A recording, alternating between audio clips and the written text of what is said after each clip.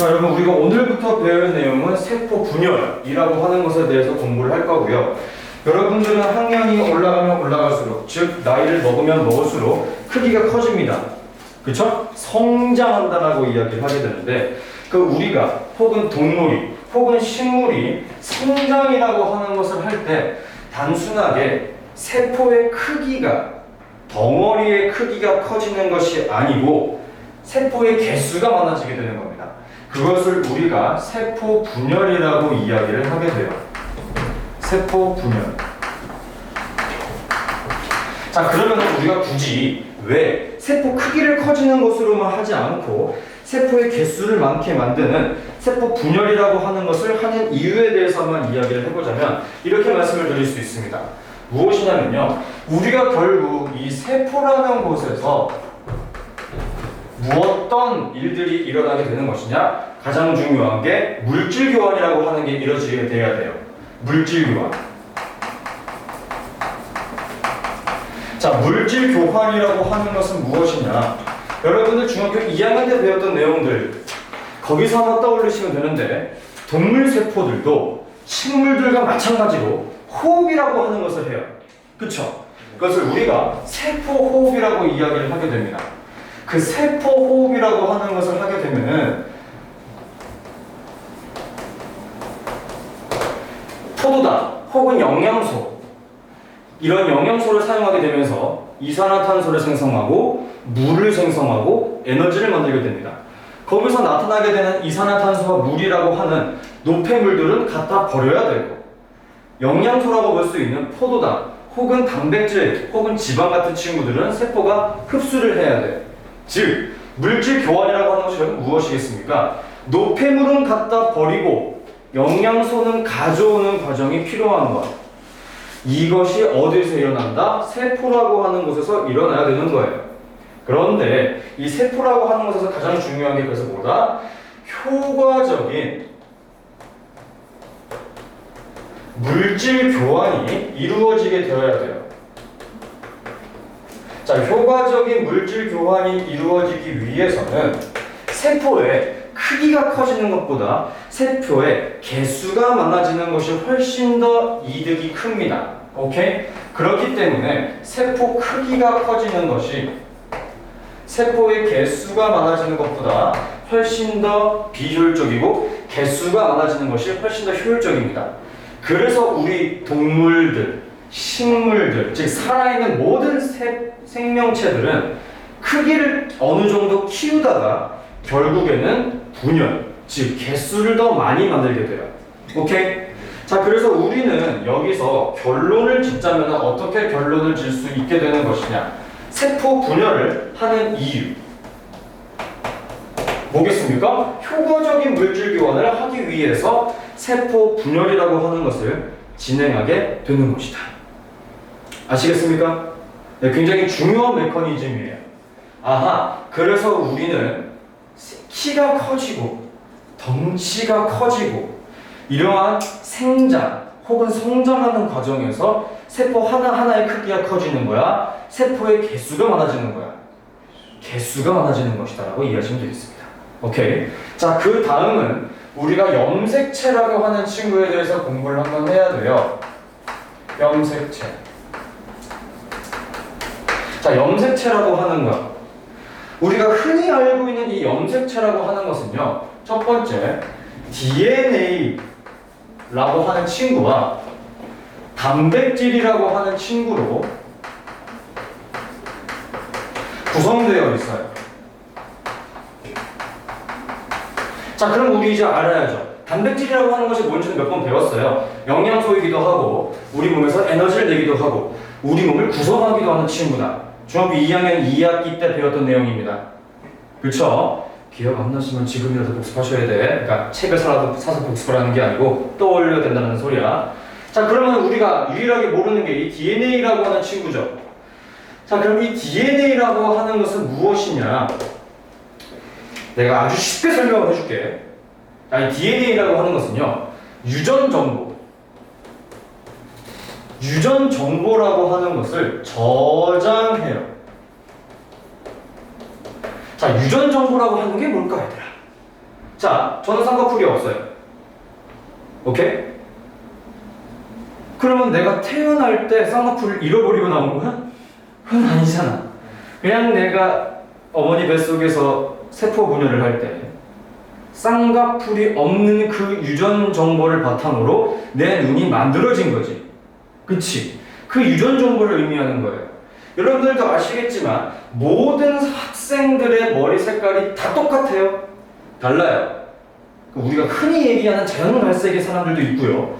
정말 시커멓게 검정색의 사람도 있고, 분명 검정색이긴 한데 야 이게 조금 좀 갈색은 아닌데 검정색도 아닌 게 애매모호하게 살짝 밝은 검정색도 있죠. 그렇죠? 그럼 그런 사람들은 머리를 한번 자르고 나서 갑자기 노란 머리가 한번 나오나? 말이 안 되지.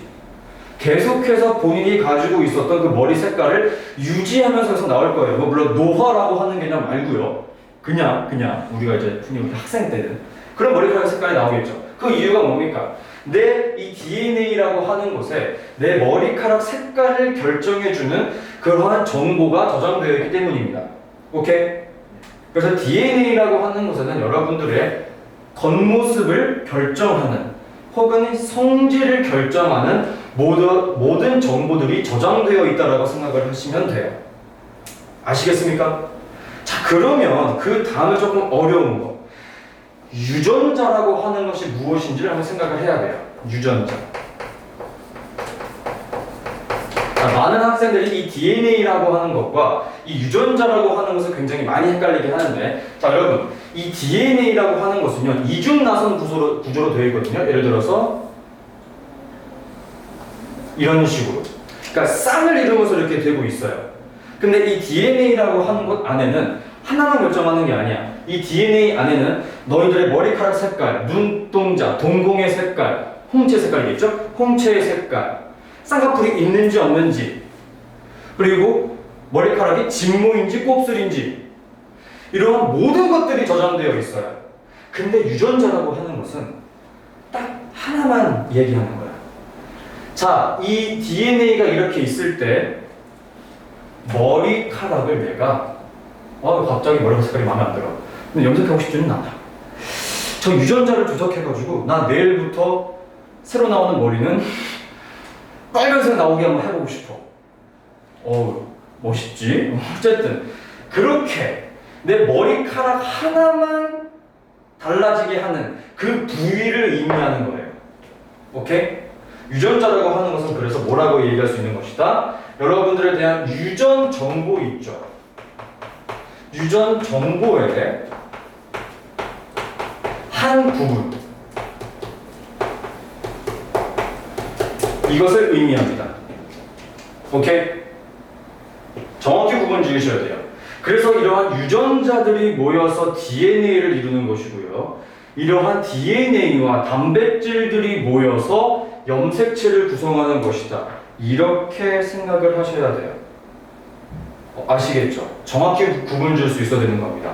그래서 결국에는 이러한 유전자들이 모여서 무엇이 생성되는 거야? DNA가 생성이 되는 것이고, 그 다음 이 DNA라고 하는 친구랑 단백질이라고 하는 친구가 합쳐짐으로 인해서 무엇이 생성되는 것이다? 염색체가 생성이 되는 것이다. 이 구조도 좀 기억을 해주셨으면 좋겠어요. 됐습니까? 네, 정확히 구분 지을 수 있어야 되는 거예요. 난 저거 개념 잡는 거 생각보다 되게 어렵다 너네. 그 이유에 대해서는 이 다음 페이지부터 이게 슬슬 나오게 될 거야. 내가 왜 이렇게 이야기를 하게 되는지. 오케이? 자, 그 다음 잘 보셔야 돼.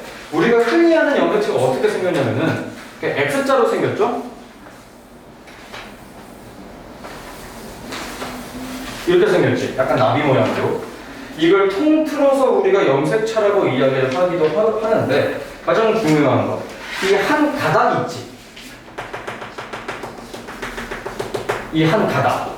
이것을 우리가 뭐라고 부르게 되느냐? 염색 분체라고 합니다. 이 명칭들 정확히 기억을 해주셨으면 좋겠어요. 됐습니까? 자, 그 다음 이러한 염색체들은 그래서 어떤 식으로 우리 몸을 구성하고 있냐? 첫 번째, 상동 염색체로 구성이 되어 있고 그 상동 염색체 안에는 상염색체랑 성염색체로 구분이 지어지게 됩니다. 뭐가 그렇게 웃기세요 아까부터? 아니야? 알았어. 자, 그럼 어떻게 되어 있는 것인지 한번 볼게요. 우리 사람, 즉 이 염색체의 구조가요.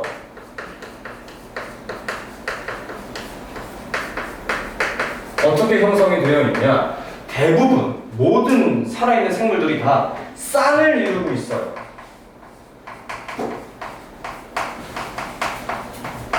무슨 소리냐? 이렇게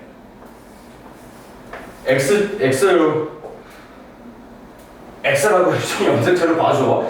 저렇게 되어 있는 친구 하나랑 이런 식으로 쌍을 이루고 있습니다. 이렇게 쌍을 이루고 있는 것을 우리가 뭐라고 부르게 되느냐? 상동염색체라고 부르게 돼요. 이름이 어렵죠? 용어 정리하는 거예요. 천천히 가겠습니다. 이렇게 한 쌍을 이루고 있는 것을 우리가 상동염색체라고 합니다. 각각이 저장되어 있는 유전 정보 같고요. 오케이? 모양도 비슷합니다.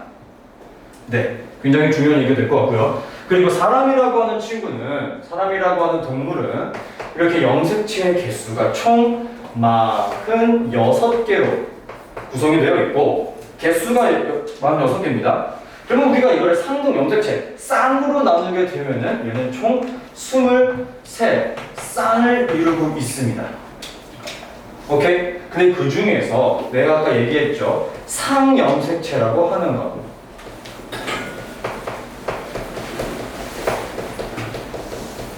자, 여러분, 상염색체라고 하는 것은요, 성별에 관련 없이 모든 살아있는 사람이라면은 공통적으로 가지게 되는 특징이에요. 오케이? 그러므로 이 상염색체는 총 22쌍을 가지고 있어요. 22쌍을 가지고 있습니다. 여기서 만약에 고등학교 2학년, 3학년 넘어가게 되면은 저 중에서 22쌍이면은 44번까지잖아요. 그쵸? 저 중에서 몇 번 염색체 이상으로 어떠한 질병들이 나타나게 되는지, 어떠한 장애가 나타나는지에 대해서 다 공부하셔야 돼요. 다는 아니고 한 5가지 정도. 예를 들어서 7번 염색체가 문제가 생기게 되면은 어떠한 질병이 생긴다든지 그런 게 이제 생명 파트에서 아주 가끔이나마 등장하게 됩니다. 복잡하죠? 네. 제가 그래서 생명을 별로 안 좋아해요. 네 번째는 성염색체예요.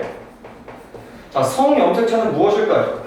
성별을 결정하는 염색체라고 생각을 하시면 되고요. 사람 같은 경우는 45번, 46번에 형성되어 있습니다. 가장 마지막에 형성되어 있다고 볼 수 있겠죠? 그래서 얘는 한 쌍으로 구성이 되어 있어요. 자, 그럼 우리가 이제 여기서 해야 될 내용은 뭘까요? 남성의 구조와 여성의 구조를 비교를 해야 되겠죠? 지금 여기는 상대적으로 여성의 비율이 좀 더 높습니다. 그쵸? 자, 어떻게 생각하시면 되느냐? 이걸 내가 실제로 과학적인 그 다큐멘터리라든지 과학자들 연구로 내가 공부한 건데 앞으로 한 20억 년인가 30억 년이 지나게 되면은 남성의 유전자가 조금 불안하다고 해요. 그래서 남성의 개체수가 줄어들고 멸종할 수 있다고 합니다. 신기하죠? 근데 물론 그 전에 지구가 멸망한 것 같기는 하지만 그럴 것 같긴 하지만 그렇다고 합니다. 자, 그러면 남자의 유전자가 불안한 이유에 대해서 생각을 한번 해보자. 왜? 유전자라고 하는 것은 애초에 이렇게 X모양과 X모양으로 생겨야 가장 안정적이에요. 근데 남성이 불안정하다라고 했죠. 그러면 남성이 불안정한 이유는 뭘까? X와 X로 구성이 되어 있지 않기 때문이겠죠. 그래서 남성은 XY예요. 오케이? 여성은 상대적으로 굉장히 안정적입니다. 그 이유가 무엇이다? 상동 염색체가 가장 안정한 염색체의 구조인데 이게 모양이 어떤 모양이야? X와 X 모양으로 되어 있기 때문에 그래서 여성은 안정적인 X와 X 구조로 되어 있다. 이거는 시험 문제에 자주 나올 테니 기억해 주셨으면 좋겠습니다. 오케이? 굉장히 중요해요. 오케이? 근데 나는 또 지구과학 강사잖니. 그래서 한 20억 년, 30억 년이 지나게 되면 무슨 일이 발생하게 되냐면은 인류가 그만큼 살아있기가 힘든 이유 중에 첫 번째, 태양의 크기가 지금보다 2배로 커져요. 그러면은 지구까지 오게 됩니다. 그래서 이미 남자가 멸종하기 전에 그냥 지구가 멸망해요. 물론 한 40억 년이 걸리긴 하겠지만 웃기지. 그런 건 왜 연구하고 있는지 잘 모르겠어요. 지가 뭐 의자왕이라도 되고 싶어 그러는 건가? 어쨌든 뭐 그렇습니다. 여기까지가 이제 우리가 가장 중요한 염색체라고 하는 것에 대해서 공부를 한번 해본 거라고 아시면 되겠고요. 여기까지 혹시 이해 안 되는 거 있어? 편하게 질문하세요. 편하게. 물건 해치지 않습니다. 편하게 질문하시고요. 자, 그 다음은 지금 배우고 있는 이 단원에서 가장 중요한 것이 세포가 분열하는 거에 대해서 우리가 공부를 해야 되는데 어떤 식으로 분열이 일어나는지, 그리고 그 분열이라고 하는 것이 무엇인지, 세포는 어떤 과정을 통해서 분열이 일어나게 되는지에 대해서는 공부를 해볼 겁니다. 첫 번째, 세포 주기라고 하는 것에 대해서 우리가 공부를 하셔야 되는데요. 자, 세포 주기라고 하는 것이 결국 무엇이냐? 살아있는 세포가 어떻게 태어나고 성장하고 성숙해지고 죽어가는지를 이야기하는 거예요. 즉, 세포의 일대기라고 생각을 하시면 돼요.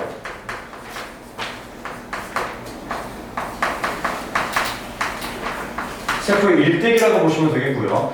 여기서 여러분들이 하나 기억하실 것은 무엇이냐? 살아있는 모든 세포들은 대부분 다 간기에 있어요. 간기가 대부분이다. 오케이? 간기가 대부분이다. 아시겠죠? 이거 하나 기억을 해주셨으면 좋겠고요. 오타가 있네요. 분열그라고 나와 있네요. 분열기죠. 자, 그 간기와 분열기가 나타나 있게 되는데요. 여기서 저는 하나만 말씀드리겠습니다. 이 간기라고 하는 것은요, 그냥 세포들이 살아있을 때 가장 대부분을 차지하는 거라고 생각하시면 되겠는데, 이때는 염색체가 보이지 않습니다. 이 내용은 밑줄. 염색체 X. 하지만 여러분들, 분열이 시작되는 분열기라고 하는 시기, 이 시기에는 염색체가 뚜렷하게 관찰이 됩니다. 이 내용 하나 기억해 주셨으면 좋겠어요. 제 책으로는 63페이지고요. 63페이지입니다. 오케이? 저거는 밑줄 꼭 쳐주세요. 다른 건 몰라도 저 두 가지 내용을 알아주셨으면 좋겠어요. 자주 물어봅니다. 자주 물어봐요. 염색체가 뚜렷하게 관찰되는 시기, 뭐 이런 거라든지 자주 물어보기 때문에 기억을 해주시고요. 자, 가겠습니다. 오늘의 하이라이트, 체세포 분열과 생식세포 분열, 감수 분열이라고 하는 겁니다. 자, 근데 여러분, 나는 강사라고 했지. 여러분들이 시험 문제를 빠르게 답할 수 있는 것들, 빨리 맞출 수 있는 걸 설명을 한번 해볼게요. 가겠습니다. 첫 번째, 체세포 분열.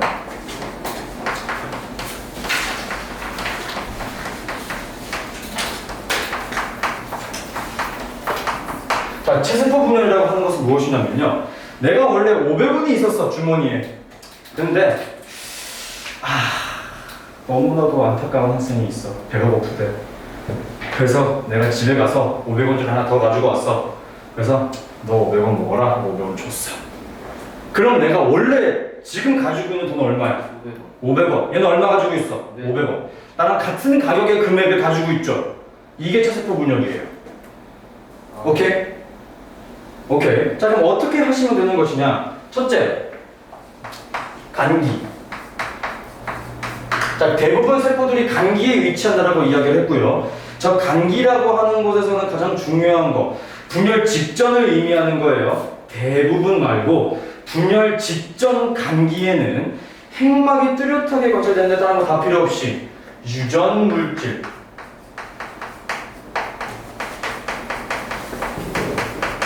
복제. 자, 여기서 얘기하는 유전물질 복제라고 하는 것이 내가 집에서 500원짜리를 가지고 온 거라고 생각하시면 됩니다. 그러면은 가지고 온 당시에 나한테 얼마 있어? 1,000원. 그렇지. 그 다음에 전기로 넘어가요. 자, 여기서부터는 우리가 분열이 시작되는 분열기라고 생각을 하시면 돼요. 자, 여러분, 분열기부터는 염색체가 관찰이 돼요, 안 돼요? 뭐? 된다라고 관찰이 된다라고 얘기했지. 그러면 전기부터는 관찰이 됩니다. 네. 오케이. 네. 자, 전기에서는 여러분 방추사라고 하는 것, 실사자야, 실이 등장을 하게 되고요. 그 다음은 염색체가 보이게 돼요. 염색체가 이때부터 관찰이 가능하다. 그 다음 핵막이 사라집니다. 핵을 이루고 있는 그 막이 사라지게 되는 거예요. 그 다음에 중기라고 하는 곳으로 이동을 하게 돼요. 중기라고 하는 곳으로 이동을 하게 되면 어떤 일이 발생하게 되느냐, 이 염색체가 중앙 배열됩니다. 그림 보시면 아시겠죠? 염색체 중앙 배열.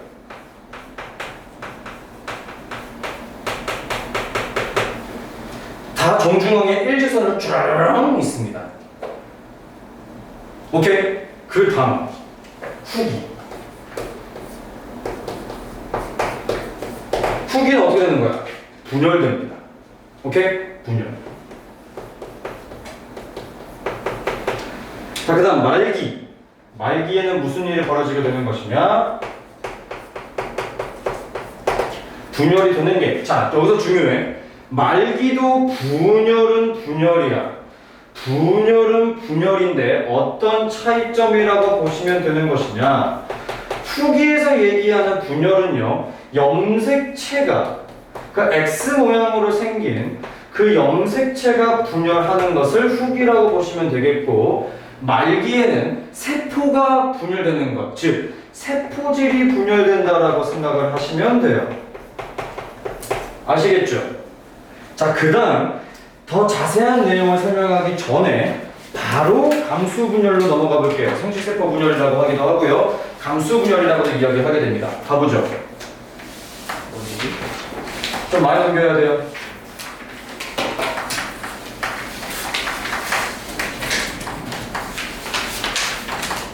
자, 보겠습니다. 자, 감수분열은, 잘 봐. 내가 500원이 있었어. 집에서 500원을 또 가지고 왔어. 나 1000원이지. 얘도 얘한테 줬어. 근데 얘가 마음씨가 너무 착해. 본인한테 500원밖에 없는데 또 준대, 한 명한테 더. 딱 절반 띄워서. 그럼 얘 얼마 가지게 돼? 250원. 받은 애는 얼마 가지고 있어? 250원. 내가 그걸 보고 감동을 먹었어. 그래서 나도 500원밖에 없는데 또 다른 애한테 내 절반을 뚝 띄워줬어. 그럼 나 얼마 가지고 있어? 250원. 받은 애 얼마야? 250원. 그럼 250원을 가지고 있는 사람이 총 몇 명이야? 4명. 이것이 감수분열. 오케이? 즉, 체세포 분열은 내가 처음에 500원이었고 마지막에도 500원이야. 감수분열은 난 처음에 500원인데 나중엔 얼마야? 250원. 근데 250원을 가지고 있는 사람이 총 몇 명 돼? 4명. 체세포 분열은 500원 가지고 있는 사람이 총 몇 명 돼? 2명. 그 차이라고 생각하시면 됩니다. 오케이? 자, 잘 보셔야 돼요. 천천히 가겠습니다. 자, 감수분열이라고 하는 것은 분열을 총 그래서 2번 해요. 아까 내가 얘기했지? 내가 한 번 나눠준 다음에 얘가 한 번 더 나눠주는 거야. 그치? 나도 한 번 더 나눠줬지. 그렇게 되면 총 2번의 분열이 일어나게 되는데, 체세포 분열과 가장 큰 차이점은요, 첫 번째, 간기에서 일어나는 현상. 간기에서 무슨 일이 일어나느냐? 똑같이 유전물질이 복제됩니다.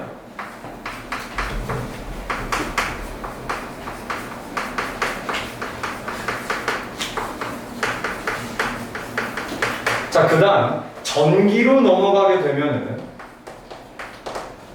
책 보면 무슨 일이 발생하고 있어요? 핵막이 사라지고 방추사가 나타나고 염색체가 등장합니다. 그렇죠? 방추사, 그 다음 염색체, 그 다음 핵막이 사라진다.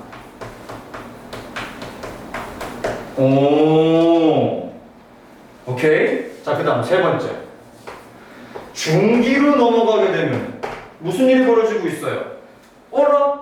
아까 체세포 분열에서 공부했던 거랑 마찬가지로 염색체가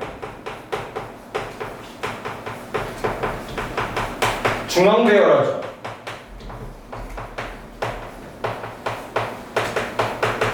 그쵸? 자, 그리고 후기에는 무슨 일이 일어나고 있어?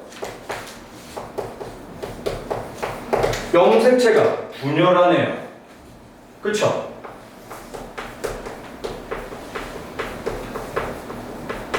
염색체가 분열합니다. 그리고 마지막, 말기에는 무슨 일이 발생하게 돼요? 또다시 세포질이 분열하네요. 아, 얘들아, 물론 체세포 분열과 감수 분열, 생식세포 분열에서의 차이점들은 굉장히 많이 있어요. 왜냐면은 이렇게 분열이 한 번 더 일어나야 되는데 지금 첫 번째 분열 단계에서는 각각의 시기에서 일어나는 현상들이 모두 어때? 정확히 동일하죠. 정확히 동일합니다. 자, 그 다음은 한 번 더 일어나게 되는데 중요한 거, 이때 두 번째 분열 과정에서는 간기가 존재하지 않아요. 내가 아까 마지막에 내가 가지고 있던 처음에 금액이 500원이라고 그랬는데 마지막에 내가 가지고 있는 돈이 얼마나 바뀌었어? 250원을 냈지. 즉 내가 돈을 집에서 가지고 왔어, 안 가지고 왔어? 안 가지고 왔어요. 즉 유전 물질이 복제를 하지 않고 바로 시작하는 게 바로 전기예요. 바로 전기로 시작합니다. 자, 아까 우리 공부했어. 전기에서는 무슨 일이 발생했어?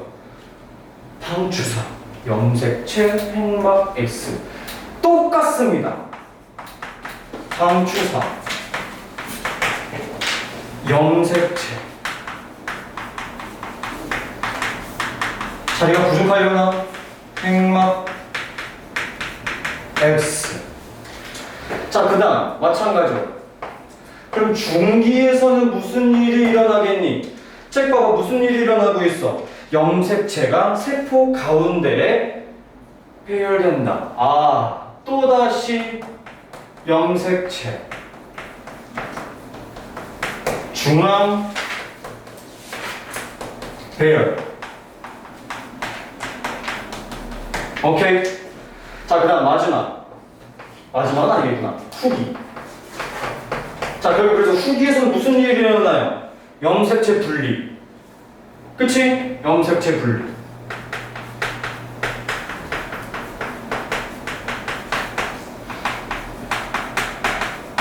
그리고 마지막 말기에는 무슨 일이 일어나야 돼? 뭐겠니? 얘들아 생각해봐. 무슨 일이 일어나야 돼?